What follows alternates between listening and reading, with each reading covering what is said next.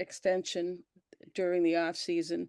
I'm just wondering if you'd like to respond to that report. No, I appreciate you asking that. Honestly, I try to stay out of reading a lot of the articles and things during the year. Obviously, there are ups and downs and seasonality that kind of play a part in life and also in football. And honestly, when that report came out, my brother sent it to me. It was more hurtful than anything. I found it to be well, the timing is a little bit weird in my opinion. And if that was the case, I feel like this would have been leaked sometime earlier. At the same time, I try to treat everyone the same way. And I will say this: I thought about it for a while. When people talk about rubbing people the wrong way, like obviously, like sometimes, I mean, that's part of the job of being a leader is to rub people the wrong way.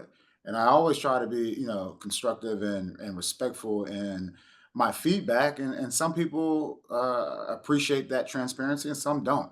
But at the end of the day, if we can't rub people the wrong way, how do you expect to be the best that you can be? And I would say anytime there's change or anything like that, like it's going to be painful. Someone's going to rub you the wrong way. At the end of the day, you have to look through all the words and really get to the substance or get to the meat and potatoes of what that person's trying to say. So it actually helped me. It kind of triggered a period of self-reflection. And I know it's recent. I think it's like a week old at this point, but it triggered an opportunity for self-reflection. And we all have blind spots, and maybe that's one of my blind spots. But at the end of the day, hopefully, whoever put that story out is man or woman enough to bring it to my attention to have a conversation. Thank you. Appreciate the answer. No, thanks, Karen. And next question, Andrew Callahan. Hey, Jerod, Happy New Year. Happy New Year to you, Andrew. Good to see you. I just want to say thank you for that open and thoughtful answer. I know you got a big job, obviously, on Sunday, and it's easy to kind of focus on that, even though we're here, speaking face to face about that. Yeah. I wanted to know, just as far as the season has gone, you've been open about your confidence in being a head coach one day. Where have you grown this year that makes you a better candidate for the job down the road? Yeah, this year has been a very trying year, and anytime you feel like you're out there, your unit's out there performing to the best of their ability, and we always talk about complementary football and things like that. Look, everything's not going to be humming at the same time, and when I say humming, like going execution, whether we're talking offense, defense, and special teams, and honestly, I'm very appreciative of the guys in the locker room, very appreciative of the defense slash special teams because we play a lot of the special teams as well. Appreciative of just their overall willingness to go out there and perform. And one thing I did learn this year is just the resilience of the people in this building, whether you're talking about players or coaches. The resilience is definitely a reflection of the top with the Kraft family and also Coach Belichick. And I didn't appreciate that as much until he went through this year. So it's one thing I learned. Appreciate it, Jerod. Thanks. Next question, Chris Ryan. Morning, Jerod. How are you? I'm doing well. Happy New Year, Chris. Happy New Year to you as well. Wanted to ask you a little about the remarks you made earlier, and just how difficult is it when it is an unnamed source and you're kind of questioning, where things are coming from. You mentioned, kind of the mental gymnastics of that. I mean, what is that like, and what did you learn about yourself, kind of in that process of trying to make a positive out of that situation? No, Chris, I think that's a great question. Once again, it wasn't, I went through the whole emotional, like, just cycle of, first of all, being angry at the point where, I feel like I always treat people the same. And I really haven't changed in regards to that. Now, I have evolved as a coach, I have evolved as a man in my mid 30s, but at the same time, I would just hope that going forward, those people give me an opportunity to explain myself and also an opportunity to try to get on the same track. At the end of the day, though, some people are going to like you and some people aren't, and I'm okay with that. Some reporters are going to like you, some reporters aren't. Like some people, some players are going to like you, and some players aren't. But I would hope there will be a mutual level of respect with the media, level of respect with the coaches, and also the players. And when it's all said and done, I think the players understand that we as a coaching staff are trying to put them in the best possible position to go out there and execute. And then from a coaching perspective, I only want people around me that are going to tell me the truth. I don't want to be trapped in the echo chamber and things like that because we all have blind spots, Chris. I mean, look, you have a blind spot, I'm sure, and I'm sure you know there are things that you need to improve on and things that you just don't know that you need to improve on. But you would hope that through building, relationships, that people were, very open about it and having those one-on-one conversations. But honestly, when those sources come out, it's like you look around, it's like who would say something like that? But at the end of the day, it is what it is, and I've taken that in and tried to absorb it, went through the whole emotional roller coaster and trying to push forward. Thank you. Thanks, Chris. And next question, Mike Giardi. Happy New Year, Jerod. Happy New Year, Mike. Let me see that room. Okay, fantastic. It's all right. Fantastic. We're not in the daughter's room. We're not in the closet. Hey, what time is this? 11:07, and she's still asleep. So I couldn't even get in there if I wanted to. What's going on, Mike? I wanted to ask you about one of your former teammates. I think a lot of folks believe that Matt Slater is going to play his last game on Sunday. I know he sort of hinted at it, and usually takes some time for reflection after the season's over. Just for the man and what he's meant to the organization, can you speak on Matthew? Oh, absolutely. Matt is like a brother to me. We came in together, and honestly, when you looked around that room, the first time we got together as a rookie draft class, he probably would have been the last person that you would have chosen to be a potential Gold Jacket winner. But I will say this: Slater has evolved as a man. He's evolved as a player, and really has changed the game. One of those guys that, a lot of people say it: first man out, first man in, last man out. I'm telling that is Slater 1,000%. And I think Coach called him the perfect player. I would also call him the perfect teammate, and I would call him the perfect brother as well, because we don't only talk about football; we talk about life. We talk about everything. And when Slate came in here, I'll just tell you this, and he'll confirm this story. Yeah, his sense of style since he got married to Shahzad has gone through the roof. It's a lot better now.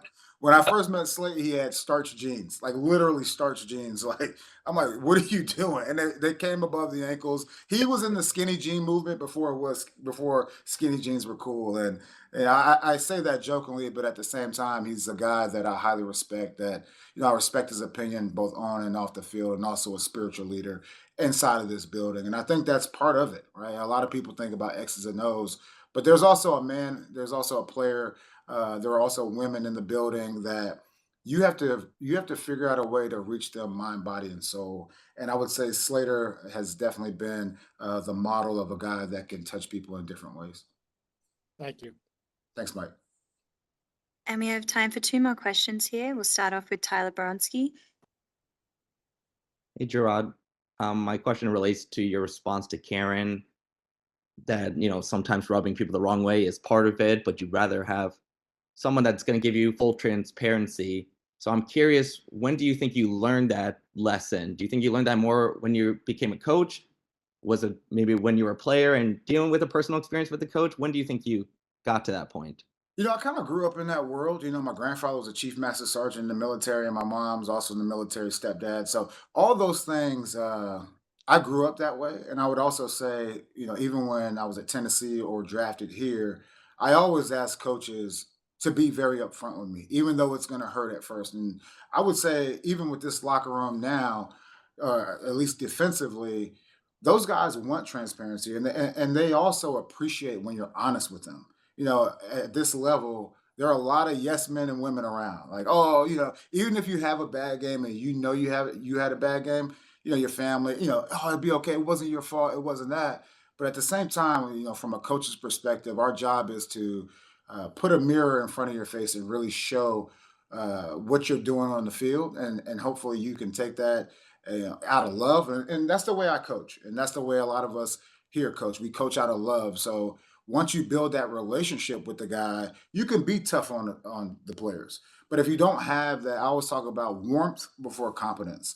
Like at this stage, and it was a little different back when I played. Like whatever the coach told you to do, you just go out and do it. And this generation's a little bit different, where they really want to have accountability. They want to understand the why. And my job is to go out there and tell them what I see on the sideline. And I tell the defense all the time, at the end of the day, once you cross those white lines, like you're on the field, you're making plays or not making plays. And so our job as coaches is to give you guys the tools and get you guys comfortable enough to go out there and execute. And honestly, I've been on both sides. I've been on that side of the white line, and I've been now obviously as a coach on the other side of the white line. But at the end of the day, the best teams that I've been around in my career have been those teams that have been really led by the players. And the players, like right, your captains and things like that, have to feel like they have the full support from the rest of the staff, and then those guys go out and really police the locker room and police the guys on the field. And they're the first person to see it on the field, like your effort or lack of execution. If you don't have trust of your teammates, that is more of a indicator than if the coach trusts or doesn't trust you. It's kind of like when your mom or dad tells you something, you're wrong, right, whatever, versus your brother or your sister, sibling. And so it's different. But those guys also have to feel empowered to be able to do things like that. Hopefully, I answered your question, Tom. Yeah. I'm kind of bouncing all over. No, I appreciate it, Jerod. Thank you. Thank you. And we'll try and squeeze one final question in here from Taylor Kiles. Hey, Coach, thank you so much for your time.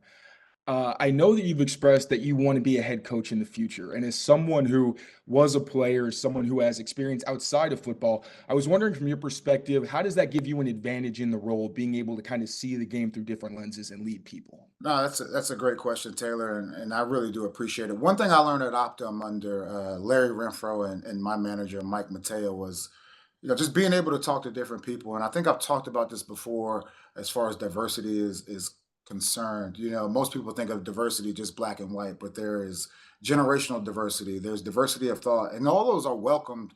Like at least to me, and I want to build an environment like that where there is a sense of psychological safety that people don't feel handcuffed to give their opinion. And at the end of the day, when you think about a just a great culture, and I would say that's a longer conversation as far as what culture actually is, because sometimes culture could be a retrospective way of really validating or invalidating success, right? So this team won a bunch of games, so the culture must be great. Or this team lost a bunch of games, the culture must be bad, and that's not necessarily true. And so when I think about when I do get my opportunity, and I don't know when that's going to be, and honestly, I'm kind of like a dry leaf blowing in the wind wherever God takes me. But at the same time, I feel like I'm prepared. I feel like I'm ready. I feel like I can talk to men, women, old, young, white, black. It doesn't matter, and hopefully develop those people into just upstanding citizens and help them evolve. So that's kind of how I think about it. I feel like my calling is to develop. And I would also say the role of a head coach is way different than the role of a coordinator. The role of a coordinator is way different than the role of a position coach. And so I look forward to the opportunity wherever that may be. Thank you so much. Thanks, Taylor.